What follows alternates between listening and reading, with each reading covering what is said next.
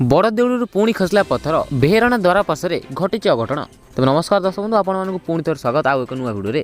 तो दर्शक बंधु कौन रही आज भिडियो निहत बार जाना ता पूर्व भिडियो को लाइक करने सहित आगे कहीपरि भिडियो देखा चाहते सब्सक्राइब कर बेल आइकन को दबाई रखिए। बड़ देउल पुणी खसी पत्थर खसी पत्थर ओजन प्राय 20 किलोग्राम हेबो। रविवार अपराह्न घटी यह अघटन। तेबे एथिरे काहार किछि क्षति होई नाही। सेवक तथा श्रद्धाळुंक चल पचल नथिया स्थान रे खसीतिला। देखणहारींक कहवा अनुसार पत्थरटी प्राय 1 फुट 1.5 फुट भली। तेबे एही घटना को चापी देबाकू उद्यम कर देउछि। रविवार अपराह्न माजाणा मंडप निकट तथा मुक्ति मंडप सम्मुख बेहराणा द्वारा बाहर पार्श्वरू पत्थरटी खसीतिला। प्राय 40 फुट उच्चतारू बड़ देउल उपरू पत्थरटी खसीतिला। भीतर बेढ़ा कंधीरे पत्थरटी खसिबारु काहार किछि क्षति होई नाही। चर्चा घर बाहर पटे एही अघटन घटिछि।